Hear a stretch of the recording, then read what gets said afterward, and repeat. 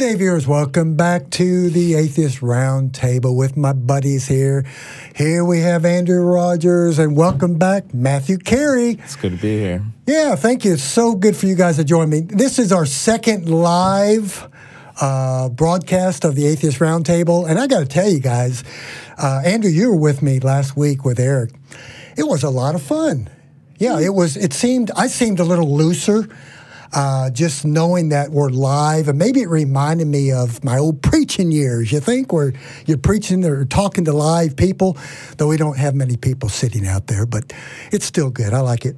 I'm still kicking myself because I screwed up, and we were talking about the issue with the Catholic Church and pedophilia, and I called them preachers instead of priests. They're priests. I know they're priests, not preachers. Forget about it. That's okay. It's a natural, familiar format to you. Absolutely. Yeah. Good to have you back, Matthew. So everything good with you? Yeah, cool. Can't complain. So Matthew, we put Matthew over here in the hot seat. He's the young, smart guy, the scientist. He can multitask better than we older guys, right? So Matthew's going to be checking the chat here, and I'm going to talk to you about our topic here in a moment. So we would like to have believers. We're not taking calls, but if you're a believer and you want to tell us about God, and you want to respond to the question I'm about to ask you, please come on and chat. So you're going to be checking that with us and telling us what's going on. Yeah. So let me give a few little announcements first. You can now support us on patreon.com/the Preaching Humanist. Also, I want to ask you to view many of the episodes that I've got on the Preaching Humanist. Been doing this for a long time, probably close to 4 years now. And go ahead and view some of the older videos of the Preaching Humanist and the Atheist Roundtable. We also have chat, obviously, so you can join in here and comment and follow us on chat right now. And we also have podcasts. So, guys, we're getting into the big time. We got all this super fancy stuff and high-tech stuff. I like it. So let me talk to you briefly about our little topic today, and then I'll give a few more things that happened yesterday with our activism. So today's topic, and you can see it on the screen, and this is a sign I like to use when we go out with our atheist activism. If you can see it, why do you need a God? And I ask Christians that quite often. It's interesting to hear the answers I get from believers. So we want you to go ahead and do some chat with us today and ask us or tell us why you think you really need a God. This is a very interesting question I've always used when I have dialogue with believers. I want to talk about yesterday real quick, and I know, Andrew, you wanted to share a few things.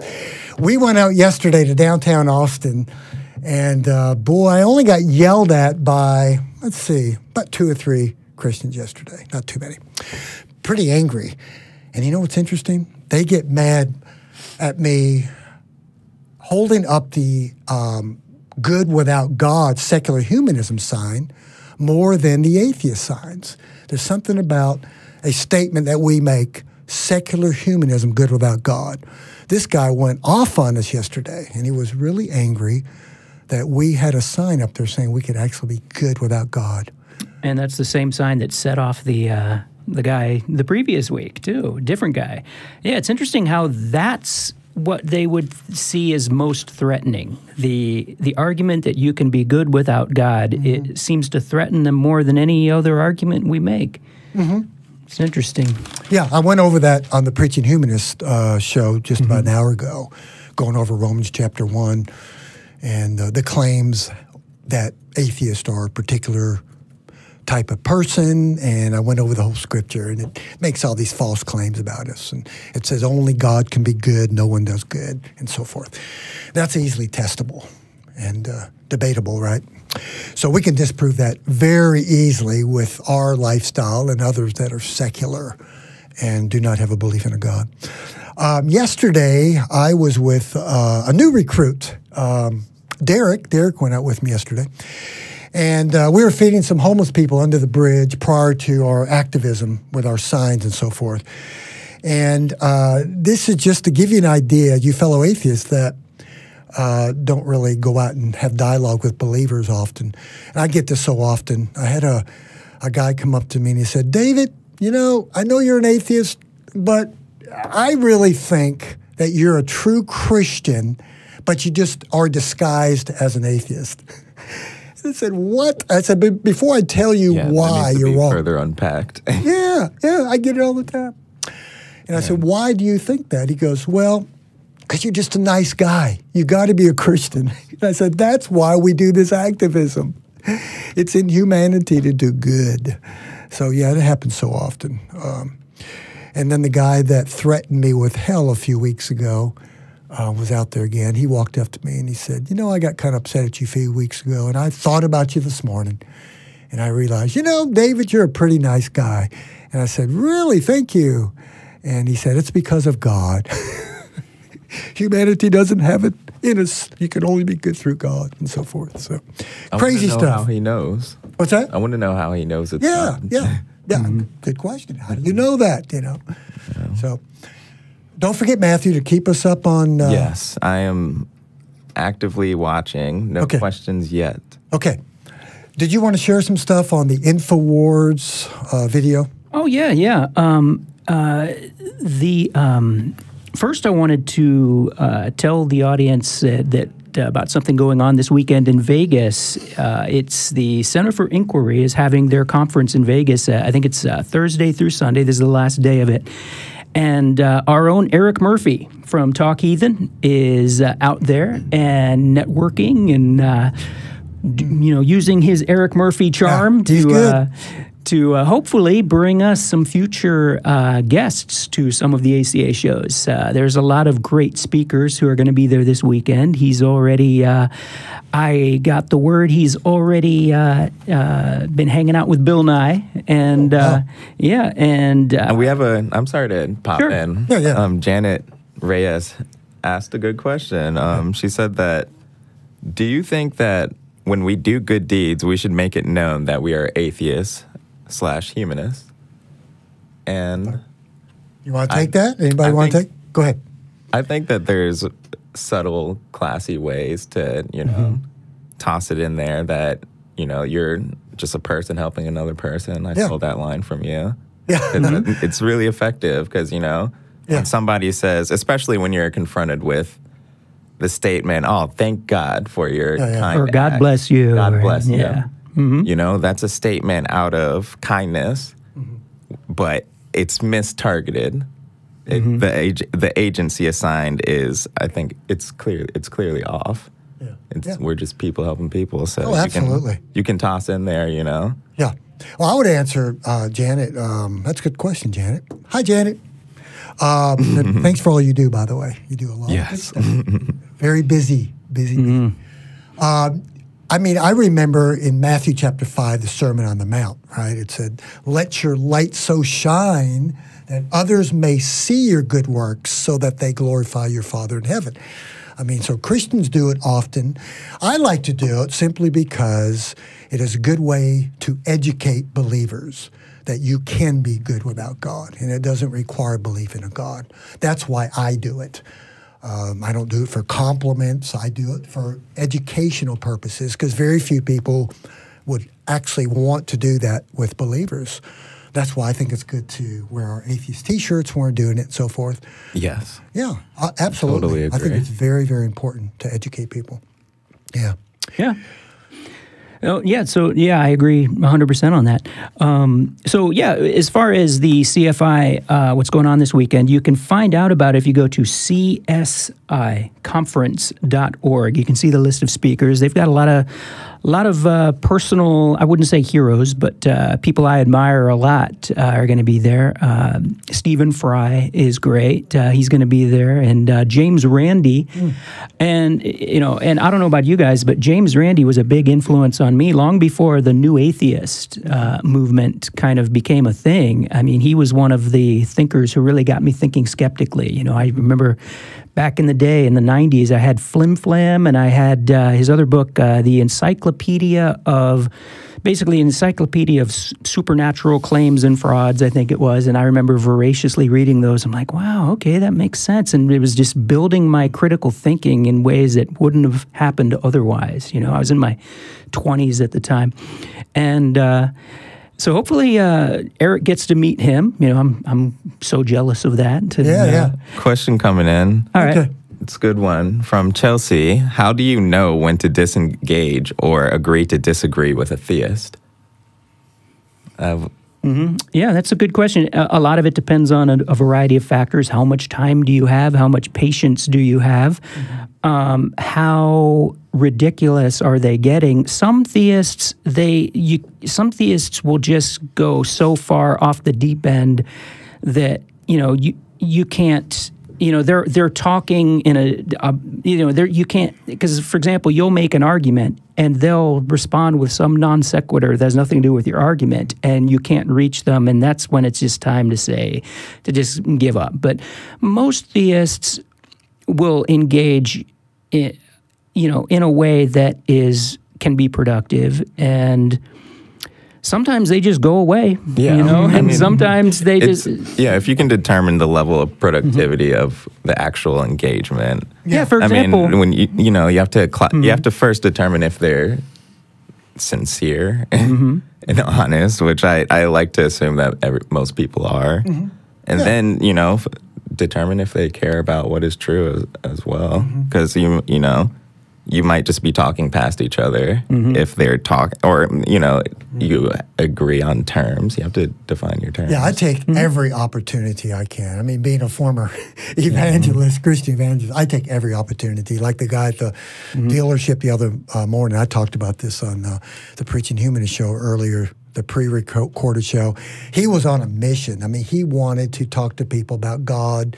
He's a 75-year-old man. He was talking to other people in the waiting room at the dealership, getting my car serviced. And boy, was he on fire for Jesus. So he started talking to me, and I had a great time with him. So yeah, I engage with believers as often as possible. That's how I work and how I operate. I like to challenge them and sow seeds in every opportunity I can to normalize atheism, because they're never going to know what an atheist looks like, how we act, because most atheists have that fear of coming out because of repudiation, losing friends, losing jobs, losing family, and all that, all the above. But that's just me. It's not for everybody. Another one from Janet. How do you recommend replying to someone who believes because they are not, or because they are afraid not to? Pascal's wager, yeah, basically. Yeah. You just explained the flaw in Pascal's wager that, no matter, their religion could be the wrong one too. Their faith could be the wrong one, and then they're still going to hell, or they're still going to not go to heaven, or whatever their particular belief is. It just, I mean, I get that fear. I get why people feel it, and you just explain to them why it doesn't make sense. Yeah. Yes. Yeah, do you think that Christianity holds I say victims, but people into this belief system because of fear? Do you think that's one of the major factors that the Bible talks about, right? Fear's a very strong motivator, yeah. I mean, that's why throughout the Dark Ages and through most of the Christian supremacy in the West, that was their main tool of keeping people in line. You don't want to burn in hell. You don't want to, we have to recognize when we're being manipulated with a fear that we shouldn't, that's unfounded. Yeah, good point. Anything else, Matthew, that you can see? Another good one from Janet Reyes, of course. Have any of you experienced a situation where the interaction during activism was threatening or scary? I have not yet. No, you've only been out with me, once or twice? Yeah, just 2 times. Well, yesterday we had a very angry guy. He was in a very business looking attire. He had a suit, not a suit, but he had a dress shirt and pants and a tie on. And it was in downtown Austin. He saw our signs, and boy, he really got angry. And he started raising his voice and yelling and so forth, coming right back at us, then turning around, coming back.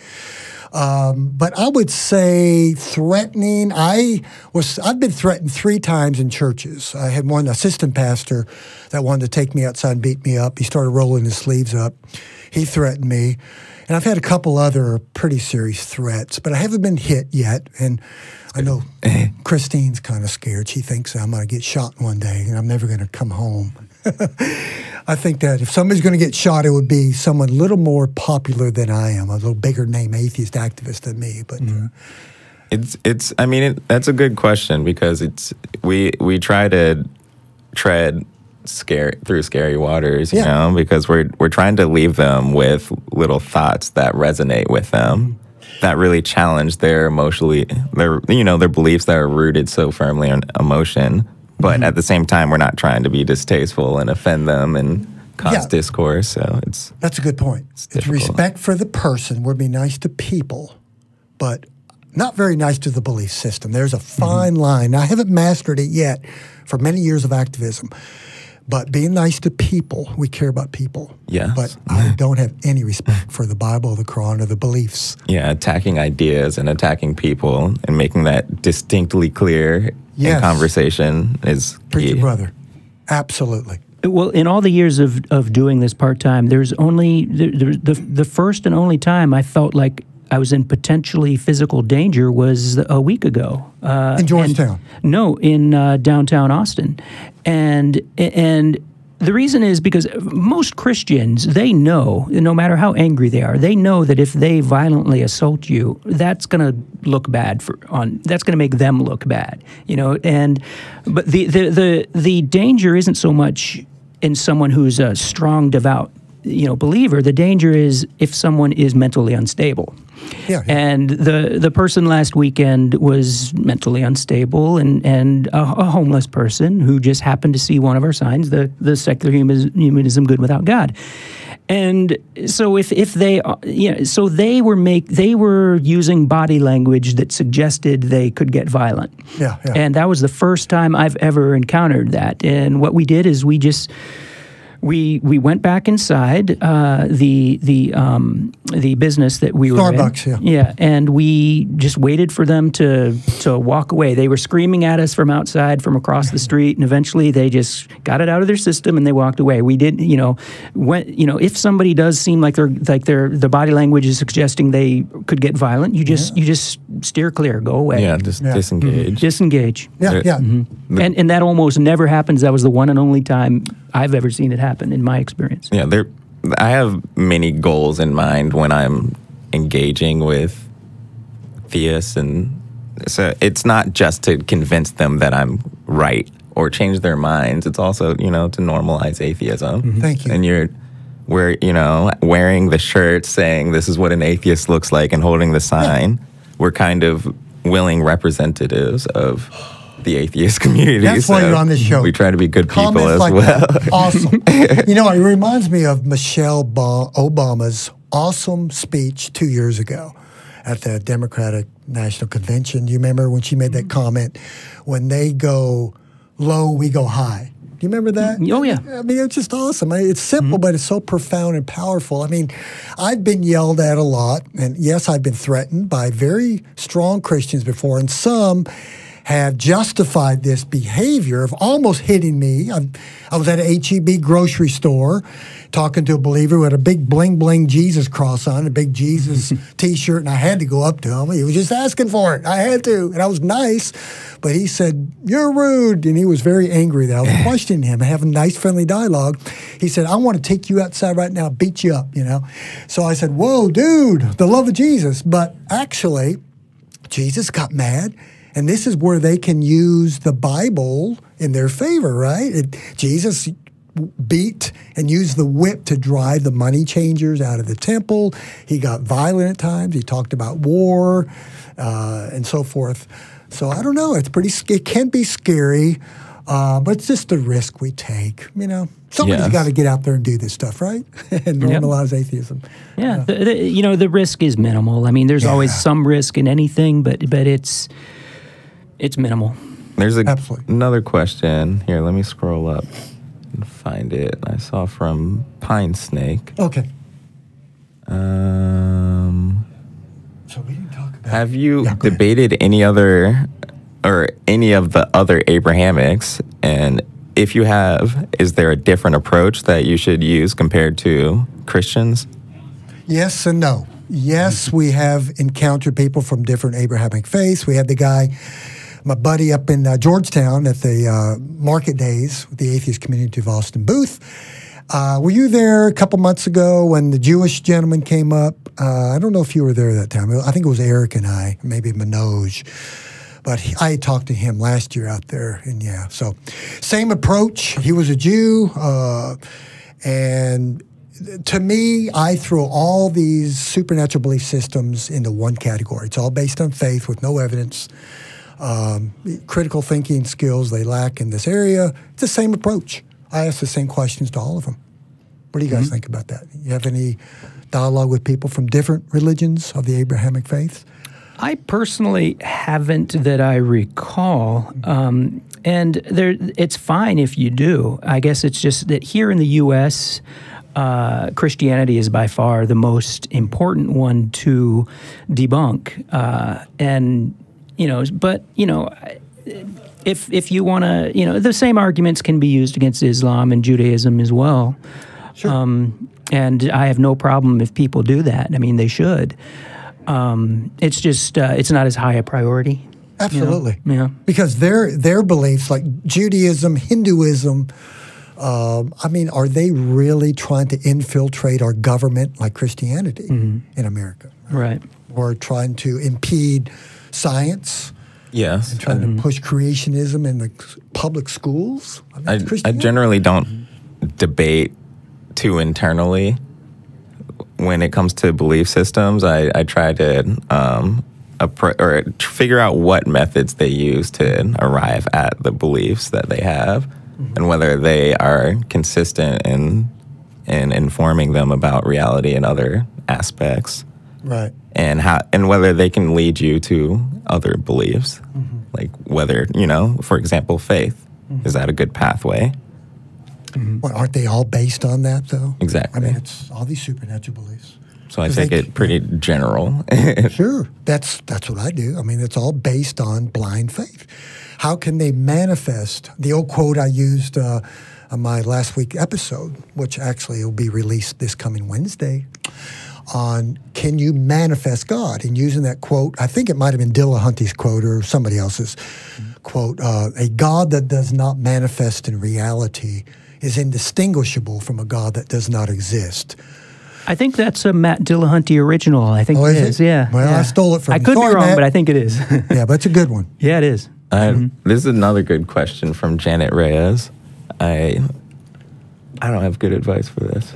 My nephew, who's now an adult, is diagnosed with paranoid schizophrenia and attends Pentecostal church. How do I convince him a church teaching literal demons? Yeah, how do I convince him that a church teaching that literal demons are real isn't healthy? So she's asking... She's asking, she prefaced it that her schizophrenic nephew attends a Pentecostal church, and she wants to know how to convince him that these teachings aren't literally true. I mean, you're dealing with a mental... a problem there, an issue. I don't know. I'm not a mental health professional. It's a little different with someone with schizophrenia. And it's hard to ask because generally most people have different reasons for why they believe in things. So I would start with that. Yeah. But that's a tough one. That's a deadly combination. As someone who already has paranoid schizophrenia, and then you throw in this absurd You know, basically, I was thinking about this this morning.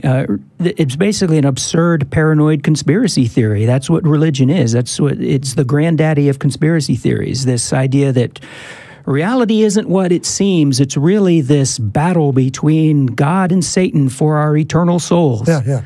If that's not a conspiracy theory, what is? You know, so you take somebody who's already got paranoid schizophrenia and throw that at them. It's a deadly mix. Right. I don't know what to. That's a tough one. Yeah, I don't have an answer on that one. I mean, what do? You can explain logical fallacies and so forth, but if the person has some issues. And having the most humble perspective, in my opinion, would be to just understand or have a conversation about how brains are fallible. Mm-hmm. Yes. And just talk about, the condition that you do have and how it impacts your understanding and perception of reality relative to. That's fantastic. Yeah, I'm glad you thought about that and I didn't. Yes, I'd say to talk to your nephew about self-awareness. About understanding their condition and how they may misinterpret things in their life in ways that aren't real. And I think if you can improve their self-awareness, their self-reflection, maybe that will help them overcome or take less seriously when they do have paranoid thoughts I'm not an expert on that condition, but if they have delusions or something, if they would be better able to recognize them as such. Yeah. If you just can build their self-awareness and help them understand that, I think that would help. Mm-hmm. Yeah. That's a tough question. We don't have all the answers, and we don't know. Yeah. Anything else on there before I go to something else that you can see, Matthew? Running through the feed. Okay. Oh, I wanted, while you're looking, I wanted to mention, we're talking about, have we ever encountered people that are very angry and violent? We got pretty close to it last week up in Georgetown. The gentleman who walked by and was very angry and yelling at us, and he said, "Yeah, but I got no sense that he was in any way going to be physically threatening. He was just an old, cranky, religious guy who wanted to yell at us. I mean..." He's the one that said, "You don't belong here in this part of the country." In other words, in the rural small town Texas. You don't belong here. Get out of here. I found a statement that I feel like needs us responding to. Yeah. Doc Fearsome said, "I'm completely surrounded by Christians where I live. I can't talk to anyone about this stuff, ... I would say, that's a good point. I would say that almost anywhere you're going to find some people that do not believe in God, that are secular humanists or atheists or agnostic. Anywhere, even in the deep South, in small rural Texas. We live in Austin, but outside there's always somebody. You're never alone. I don't know of anybody. How many times has somebody come up to us when we're in Georgetown, which I don't know where this person lives, but Georgetown is a bit north of Austin, a little more rural, a little more conservative. How many times have we had people come up to our booth and say, "I'm afraid to tell anybody that I'm atheist. There's no atheists around here." Well, obviously there were, because they're like our friend who commented here. They're in the closet because they're afraid of the repercussions, but there's a lot more of you than you may think. Even where you live, there may be some who are doubting, and they just, they like you, they don't think there's any place they can go. Yeah. Well, that's the one beauty of the internet. You can find a community there if you can't find a community in person. Yeah. It reminds me, I hope that helps you, the person that sent that comment and that question, but I would say just ask, start a meetup group. There was a gentleman I met here at our little dinners we have on Sunday nights here. We have people from all over the country come to see the shows and all that. And he was from a smaller town down in South Texas on the coast, near Corpus Christi. And I asked him, are there any atheist groups or secular groups down there? He said, no, nothing in this particular town. He said he had to come up here to find some friends and find people to actually talk to. So I told him there's got to be someone in that town. That town's population is like 50,000. So it's within 50,000, if you look at demographics in America, we identify probably as atheists at least, 4 or 5%. So there's going to be a percentage of people. You just have to actually ask and go out. Maybe. Well, you know, as far as things that will be as low risk as possible, maybe, I don't know how small your town is, but if you have like a Craigslist, you could get on there and go into their community function and for free just say, hey, are there any other atheists around here? Or if you can afford to start a meetup group, I think they start as low as like $12 a month. Right. You know, you could start a meetup group and in your community. It depends. You know, if it's really, really rural, those might not be options. But if it's in most of the country, you know, you can do things like that. Oh yeah, sure. Anything else on there, Matthew? Yes. Another question from Janet. She was curious to know whether young people are more open to secularism. That's hard to say. Secularism. Yeah, I would say definitely with the internet. Your generation, you're a millennial. I mean, it's just so much. Right? I'd like to think that. I see it. I see it online. People are just young people are generally more open in my experience, but that's subjective. One person experience. So and I think that's another thing we can thank the internet for all its it's good and bad. Somebody once said that the internet is where religions go to die, because atheists can have access to put our arguments out there in a low risk way, and I think the younger generation that grows up with online, you know, they're much more likely to see that these Christian arguments they fall apart really easily, you know. But at the same time, I wouldn't say that. One fear I have is that sometimes we can be too complacent. I know a lot of people will say, well, the young people, they'll save us. The young people, they've got it together. They'll be leading the way into the future, and we don't have to fight this fight because the young people will take care of it for us. Well, you know, the religious, fundamentalist, evangelist community is working overtime to try and get young people back. You know, there's a lot of these hipster churches nowadays, right? You know, where they're trying to win people back to the church, and so they're still fighting that fight, and so we can't afford to be complacent and just assume that the future is going to be a secular future. It might not be. I'm glad you brought up the opposite side of the spectrum, because that's also terrifying to witness online. Right. Because there's if you don't have a pathway towards understanding, then you're susceptible towards anything. You can fall into credulity, right? Yeah, definitely. I never thought that we would see the day we'd have somebody like we have as president. I mean, 2 years ago, I was thinking, well, we're heading the right direction, and bingo, look what happened. So am I sure that America will continue on the pathway to more secularism and less religion? It was headed that way, but there's no guarantee. That's why I do what I do. I'm trying to speed the process up. Right. History shows us that it can easily swing back in the other direction. I mean, we all remember, we've all read about the Enlightenment, where, you know, the age of Voltaire and Thomas Paine, when it looked like secularism was going to win the day and religion was going to go by the wayside. That didn't happen. I think it was Nietzsche who said God is dead. That didn't happen. You know, so, you know, there's a tremendous appeal, natural appeal people have for religion, particularly if they're struggling in their life, if they feel powerless, if they feel disenfranchised. Religion is the first thing that they will often cling to, and so, you know, it's something we're always going to have. It's a fight I think we're always going to have to fight, you know, for reason and logic, because there's always going to be a push in the other direction as well. I think young people might be more open about their secularism because they're indoctrinated into a culture that's more open about being secular. It's just a testament to the human condition. But there's also a good question from Skeptic Scotland. Okay.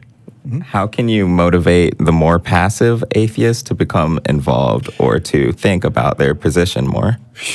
Boy, that's a good one. I've done some public speaking, quite a bit of it the last couple of years in this area, and there are a few secular groups. Some did not want to identify as atheists, so they just use your more euphemisms, and I'm cool with that. I don't want to debate and argue with my fellow secular people. I like to say atheist, but that's okay. Some don't. But I have given talks on atheist activism and the importance of getting out there and normalizing atheism. And to be honest with you, good question. It's hard to convince many closeted atheists, or I would call them apathetic atheists and accommodationists. Well, I love that Eric Murphy introduced me to this term. I don't know where it originated, but apatheists. Yeah. There's way too many apatheists. Yeah. There's a lot of them out there. Now, am I angry at them? No. I would like to show them and convince them, and at least we give them opportunities to go out with us. And we have a few people once in a while that actually want to go out there and hold signs up and talk to people with friendly dialogue. Yeah. So I don't know. I would say be an example. Sometimes people follow by example more than just someone telling them what to do, right? So I think the best leaders are those that just do and set an example, and others will see and follow. That's a good way to try it. Maybe you can just start doing it on your own. Get out there like I've done for many years. And I ran into this guy about 4 years ago, and then some other people last few years who share my passion. So yeah, I think we should just do it, not wait till we find a whole group of collaborators, go out and do it. And I think, and hopefully there will be some people that see the importance of it and follow. Yeah. I had a point I was going to make, and it just went right through me, just like when I forgot your name last week. So anything else? There's a good follow-up question to this previous question, and it's from Janet. I'm sorry, I'm reading the wrong line. Sorry. What do you say to atheists who say we should live and let live and not be actively trying to sway theists? So yeah, like apathy. The argument you're being just like the religious people. You know, you're making atheism a religion. Basically, I look at it this way. I'm just trying to promote critical thinking, evidence-based logic. Whether that to me is even more important than whether you're an atheist or not, because that's really at the heart of it. Is society benefits when more of us understand how evidence works, how logic works, how critical thinking works. If we can encourage people in that direction, even if we never bring up the A word, atheism, that's a good thing. That's a fight worth having. That advances humanity when we do that. That's why it's important. And it's not a religion. It's just, it's not like, it's not like we're trying to, indoctrinate anybody. We're trying to do the opposite. Help people think for themselves. Help people reason for themselves. It's a worthwhile cause, to do that. And I wish there were more people promoting critical thinking. I wish we were teaching it in our elementary schools. Then the three of us might not be necessary. There might not be any need for atheist activism. If we taught critical thinking in elementary schools, I think most people would probably naturally gravitate towards atheism anyway. Sure. So that's, I have no patience for this whole, you guys are acting just like the religious evangelists. But here's the thing I always tell them. That's a good point, Andrew, is when I have fellow atheists that get a little bit upset at me, like, come on, you're just like a Christian. I know you're kind of a zealot, just like you used to be as a Christian evangelist. Well, first of all, the belief system of Christianity, and I use Sam Harris's quote so often, our beliefs define our vision of the world and they dictate our behavior. To me, the Bible, this belief system, is a very dangerous belief system. Now, if it were benign to societal health, benign to the progress of science and medical science and government and infiltrating and trying to force their laws on everybody else, I would let it go. I wouldn't do what I do. But this is a pretty dangerous and primitive belief system. And that reminds me, I want to bring up something I brought up on when I was a guest on your show like 3 years ago. The number one, 2 words, climate change, right? Ooh, Imagine how much more progress we would have made towards avoiding the catastrophic climate change we're almost guaranteed to have now. Imagine how much easier it would have been to avoid that fate if it weren't for religion. Convincing people that, oh, Jesus is going to come back and save us. Don't worry about that. You know, so that alone makes it supremely important, because I have 2 kids. I may not live to see the horror that we're producing on the climate and its worst effects, but they will, you know. And thanks to religious indoctrination, we're not moving nearly fast enough to correct that runaway climate change that now looks like it's pretty much inevitable. Yeah, we hear this all the time. And for some of you fellow atheists that really don't engage with believers and you're closeted in your atheism, I talk to people all the time, and believe me, it's very prevalent out there. I talked to a retired female Pentecostal preacher the other day. I mean, female Pentecostal preacher, it's pretty rare. Anyway, and she was telling me, David, I'm not concerned. She literally told me this. Jesus is coming back, just like you mentioned, and he's going to clean it all up. And that's the dominionism that I've talked about before on my Preaching Humanist show. Jesus will come, they believe, and set up a real-life kingdom.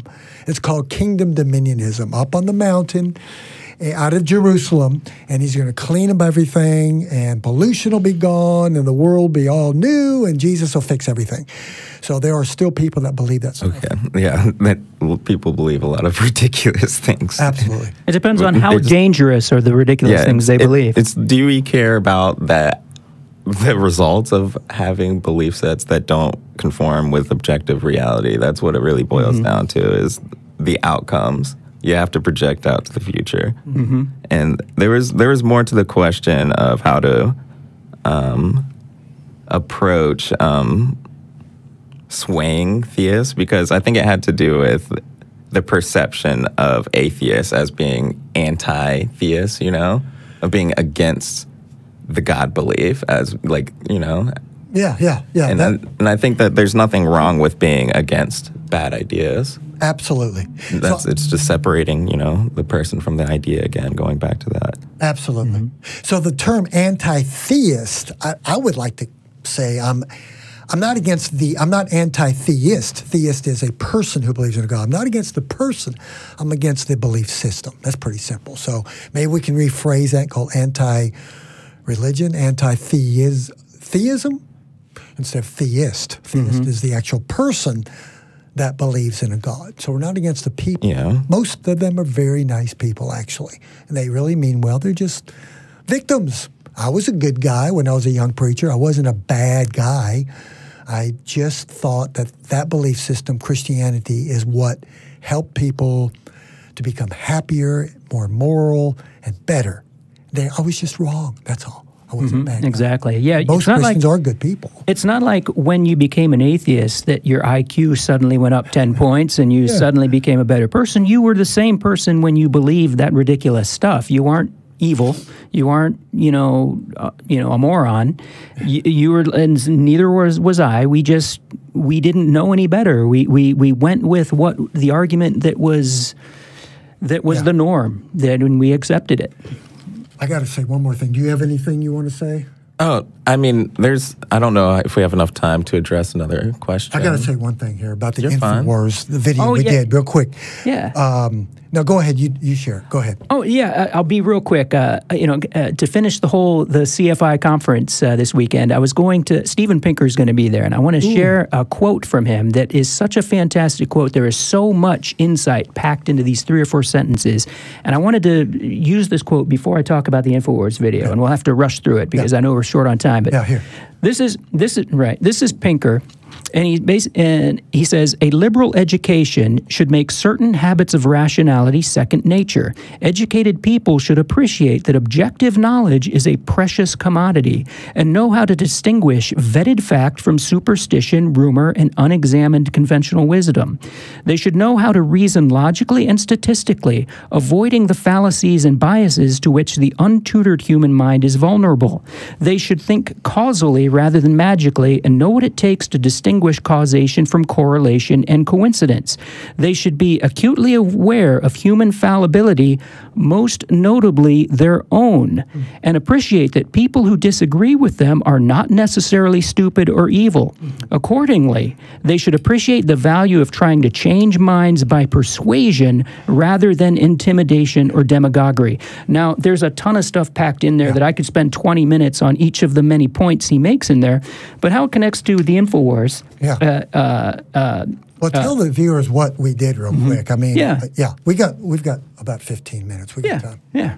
How it connects to that is that a lot of people liked what David and Eric did, but they also got some criticism from some fellow atheists. Basically said, "How could you even acknowledge those guys? Those guys are horrible. They're horrendous. Why would you even talk to them? Why would you give them the time of day?" Well, the thing is, I think what David and Eric did was perfect, because if you take the approach of just yelling at them and screaming at them about Sandy Hook and, their crazy conspiracy theories on that kind of stuff, you're kind of feeding in, you're doing what they are expecting, you're doing what they want, and you're making the polarization even worse. And I don't know if you guys have heard of Van Jones. He was Obama's green jobs czar, and he's gone on to be an activist, and he's a frequent pundit on CNN. And Owen Schroyer did the same thing. Oh, by the way, the video is up on the Preaching Humanist channel if you want to see the actual, because we've been talking about it for a couple weeks. It's actually up now. You can see it on his channel, their interaction with Infowars. But the same guy, Owen Schroyer, he bum-rushed Van Jones a couple years ago, and Van Jones was perfect. He defied expectations. They expected him, here's evil, Illuminati, NWO Van Jones. He's going to run away from us because he's afraid of the truth. And he did the exact opposite. He said, "Okay, guys, let's talk." And he said, "Okay, I hear what you guys are saying. Here's why I disagree." And they had a cordial conversation, a back and forth. Owen Schroyer would throw out his nonsense arguments like he did with us, and Van Jones would respond with sensible arguments. And when it was all over, Owen Schroyer walked away saying, Van Jones isn't so bad after all. He seems like a pretty nice guy. I looked for that video on YouTube, and unfortunately, the entire interaction with Infowars and Van Jones is I couldn't find it on YouTube, but you can find a couple of 2-minute clips to get an idea of what it was. And so David and Eric basically took the exact same approach, and you have to think. What is strategically effective? You have to think long game. It's not enough. I think Stephen Fry, a quote I like of his, who's there this weekend, is how too many people are more concerned with being right than being effective. So it's not enough just to be right. You have to be effective in persuading people. And if you just scream at them and yell at them, or you run away from them, you're playing right into their hands. Absolutely. They did the opposite, and I think it was very productive. You have to think about, Infowars has like millions of fans around the world. So if just 1,000 of them watched this video on their channel, think about how many of them have a much better impression of atheists now and will be more open to moving in that direction. All right, hold on a second. I know you got something you want to say. Now, what did this Owen, what was his last name? Schroyer. Schroyer say. If you look and notice at the last 5 minutes of that interview, when they were asking us about our belief and so forth. But did you notice what he said? He put his arm around Eric, this guy, and he said, "You guys are awesome." He says, "I've never had dialogue with somebody like this. Most people are yelling back at me. They're very filled with hate." Now, the question is, this dude, Owen, how do we know he's a really bad guy? He could be a very good person. He could just be wrong. We don't know that for sure, right? So I'm not going to go and stoop myself down and judge somebody just because they have a bad belief. This guy could be a good guy. I don't know him very well, but he seemed to be pretty nice at the end. And we actually kind of silenced him. He didn't really have a whole lot to say at the end when we began to tell him about our deconversion. All he had to say at the end was, "Hey, those are nice guys. I like those guys. You know, and you know, we should have more conversations like that." Right, right. You know, I think there's a way to talk to people. Yeah. Thanks for the question, guys. You're asking some really awesome stuff. And Yes, definitely. I like these questions. Eric Bunch wants to know whether religious people, or do we think that religious people substitute prayer for action? Hi, Eric. You're on next week. I think that, you know, it's a possible result of, if you think that prayer actually works, then of course, then you may rely more heavily on another great reason for us to be doing what we're doing. Think about how many lives would be saved if people actually went to see a doctor instead of praying, right? Think about how many people would still be alive today if they didn't have this ridiculous belief that they could pray away their cancer or pray away their whatever illness they have. Yeah, You know? and poor Eric has to hear that all the time. Eric is a professional medical person. He's a nurse, a registered nurse, and he's told me before he hears people always give glory and praise to God because they prayed instead of just thanking a doctor or medical science. So yeah, drives me crazy, but it's out there. It's very prevalent. And I like Dave's statement of, you know, the follow-up question, why would prayer in any way be meaningful if there was a plan? Wow. if there were a plan. If God already has a plan, what's the point of praying, right? Yeah. Yes, exactly. Like, of course.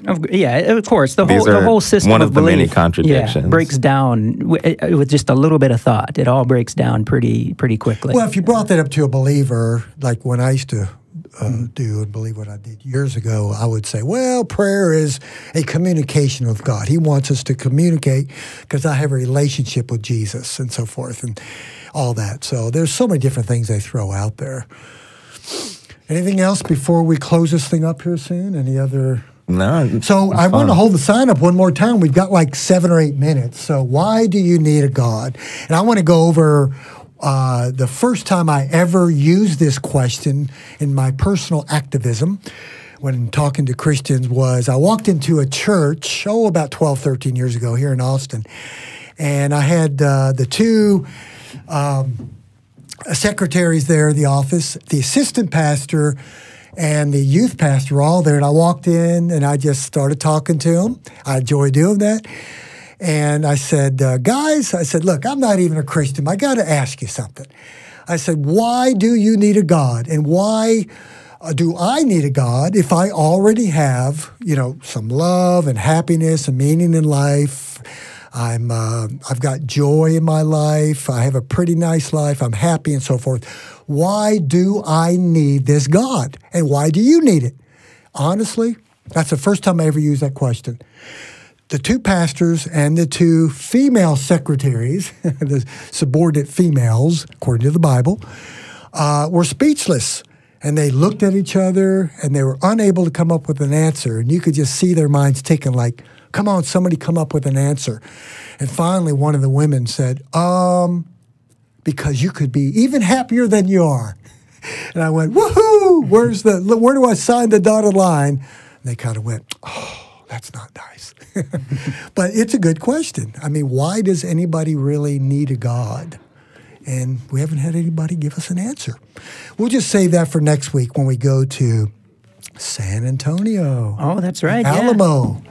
Maybe we'll get some believers to come up and give us. Oh, okay, yeah. Yeah. Yeah, it's going to be interesting. Our first time doing a road trip down to San Antonio. That's Anthony Magnabosco's old stomping grounds, where he used to do a lot of his street epistemology. We're going to take a little bit of a different approach. We're going to be a little more in your face, but not in a threatening way. That's the important part that street epistemology shares with what we're doing, is that we're trying to persuade in a way that's not going, that the person isn't going to see it as threatening, right? Once you've got somebody feeling threatened, like their very identity as a believer is under attack, well, they're going to close down. They go into fight or flight mode, and then they're not going to listen to you. So the important thing is to try and make sure those conversations, in order to be productive, are going to be had in a way that's not going to come across as threatening, and so that they'll be more receptive to what you're saying. And another important point is, you want to make sure that they see it as a two-way street. I think one problem a lot of people encounter and that frustrates them is that they'll say, well, I went to go tell this person why they're wrong, and they just wouldn't listen. They were stubborn, and they just wouldn't listen. Well, yeah, if you're going into it with the intention of it just being a one-way street, you ramming your opinion down their throat and not being willing to listen to them in return, yeah, of course, they're gonna sense that hostility and that closed-mindedness from you. So even though obviously we're probably, it would take a lot to make us become believers again, we make sure that they know, hey, you could change our minds if you give us some evidence. Here's the evidence we would accept. Here's how evidence works. We're open-minded. We'll listen to you too. What do you got for us? That's my favorite part of it, is hearing what their arguments are. Yeah. I'm waiting for them to come up with a good one. I'm open-minded to it, but make sure they understand that it's a two-way street. If you want them to listen to you, let them feel like you're also going to listen to them. I mean, I agree with you. I really do. But, I mean, we've had to put up with their stuff for, 2,000 years now? Exactly, but they don't know that, right? The thing is, yes, we've heard, and I get how it can get, annoying when you hear the same arguments over and over and over again. But that new person who's giving you that, they don't know you've heard it a million times already. Yeah. They think they're schooling you on some new thing you never thought of, right? So with historical context, you could really answer that question of why do we need a God, or why do you need a God? If you look at how God has been used throughout history, it's been used to explain things that we don't have a good understanding of. And you can see that the role of God is diminishing. Yeah.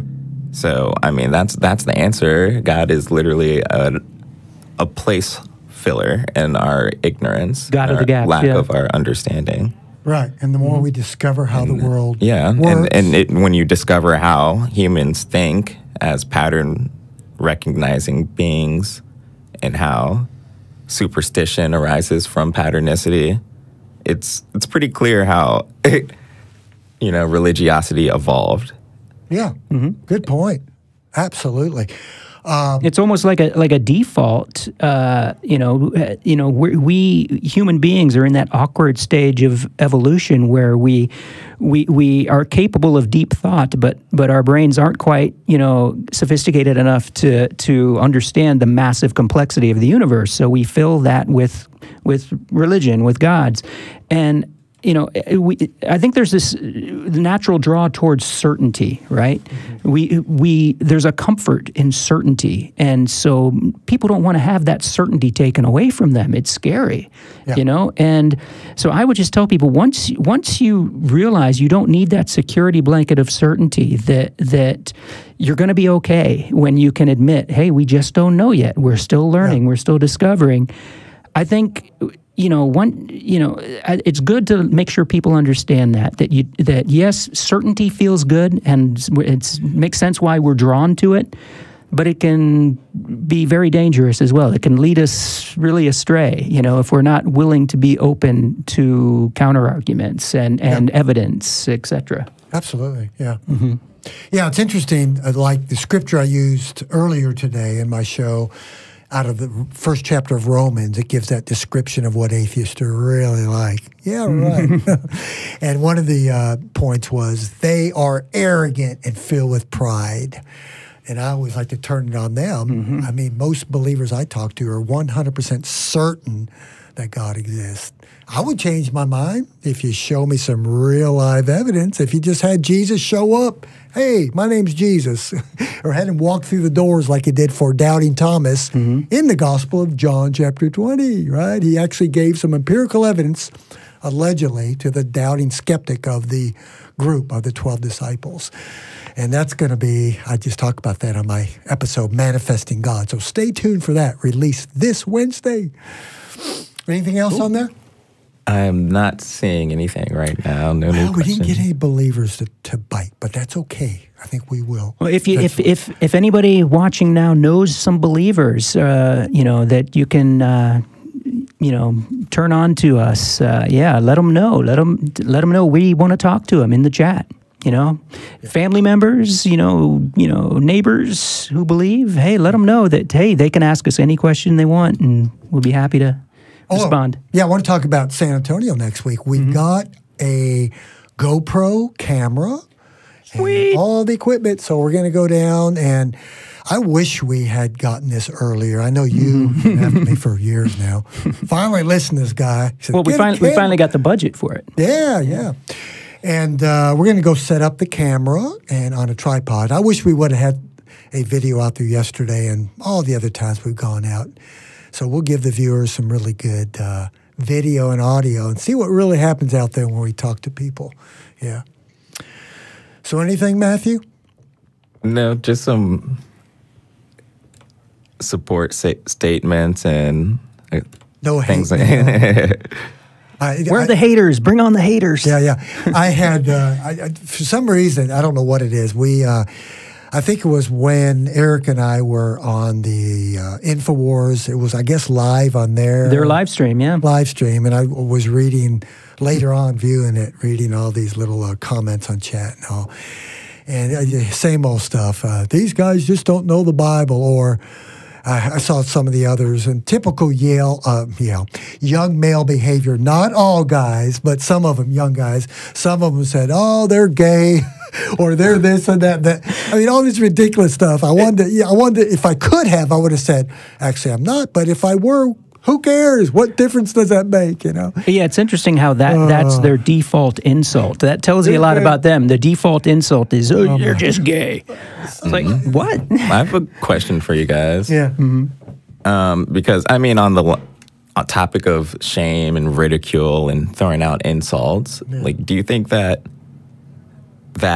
tact is useful or effective when it comes Not at all. When it comes to just putting out your idea and then communicating? Do you think that No, of course not. slamming a negative ideology or ridiculing it is effective? Ridiculing? Well, it depends. I mean, it depends on the context, whether you want to use mockery and ridicule or not. It depends on who your audience are. Like, obviously, if we're live in person on the street with somebody, we shouldn't be mocking and ridiculing them if we're trying to be persuasive. But there's a time and place for that. But in general, ad hominems, if you use ad hominems against anybody, and it's mostly online, sometimes in person, the person's just going to double down. They're just going to hate you. They're just going to think you're an a-hole.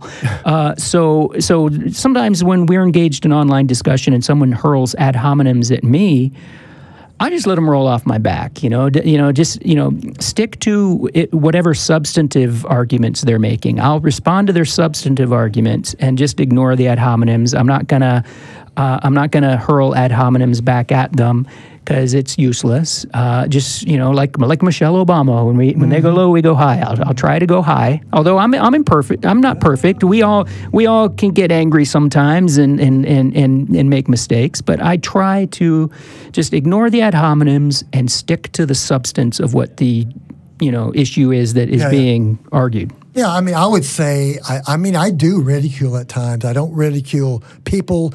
I don't know of any believer that I have criticized personally, any personal attacks on their character. In fact, my dialogue with Christians is usually, I'll just pat them on the shoulder or the back and look them in the eye and say, you are a good person, most of us are, and you're just too good for this. You don't need this. So that's my approach. But as far as ridicule, I will ridicule this many times. I mean, the scriptures and the horrible human sacrifices and all the ridiculous, immoral stuff in this book, Old and New Testament. So yeah, I do ridicule the book, but I don't ridicule the person. Bless your poor little ignorant soul. You'll find Jesus one day. Yeah, that stuff. So I think things like that may be a little deserving of ridicule. Well, I think so. I mean, I have a little satire show. I think some of you have watched my kind of silly character I play with one of my buddies. I'm the Reverend Jimmy Ray. I do Reverend Jimmy Ray from small town Texas. Praise the Lord. I play my character. And I mean, if you're going to make fun of something, I don't like to make fun of people. I make fun of beliefs, especially beliefs like this. So yeah, definitely. It's kind of like what they say: we love the sinner, hate the sin. Well, we love the people. We just hate the ridiculous belief system. Yeah, it's so outdated. Unuseful for society. So, all right, guys. Anything else you want to share? Any important chats and questions? Coming up is going to be Talk Heathen and Eric Murphy's obviously not going to be here today because he's in Vegas hobnobbing with the elite. What'd you say, Mark? Oh, it's a clip. Mr. Atheist and Genetically Modified Skeptic are going to be on. It's going to be a clip show this time. So, I can't keep up with all the activists here. It's so awesome to be with a community where people have the same passion we do, right? To promote that reminds me. atheism. Yeah, I've been watching some of Genetically Modified Skeptics shows. He is whip smart and does some very good analysis of bogus belief systems and claims, and he goes in depth, in a very interesting way. So I would recommend that channel. Yeah, lots of these young folk out there doing the work. I love it. That's why I'm so anxious, and I feel that urgency to get this stuff done and get out there, normalize atheism all, because I'm not getting any younger, guys. And all these, I love seeing the younger generation of activists coming up. And so we have so many good things going on here at the Atheist Community Boston. I think one day maybe we'll discuss the importance and the possibility and how plausible it really is to build what we would call a secular humanist or even atheist community or society. I know that's pros and cons. Some people would say yes, some would say no, but I think we probably would need to address that sometime. Well, my big thing, like I said earlier, is it'd be nice if there were a push to teach critical thinking in elementary school. Have a class for critical thinking. We teach people what to think. We're not teaching people how to think. And if they could learn critical thinking early on, of course, Christians would hate that because then it's like, well, we want them to believe in Santa Claus, right? You want your kids to believe in Santa Claus, but so I don't know. Maybe wait till middle school. Once they've stopped believing in Santa Claus, then put a critical thinking course in there. It may take some rebranding, honestly, because critical thinking, or at least the method of critical thinking, that's literally science. And there's a big pushback to just the whole word science and all the things that encompass science, whether it be the method or the participants or the institutions of science. So, I mean, we might just have to rebrand. Well, I don't think critical thinking isn't exclusively within the realm of science. I mean, you can apply it to your interpersonal relationships as well, and how you view the various political disagreements we're having, and like journalism, or just the functional result of using critical thinking is essentially doing science.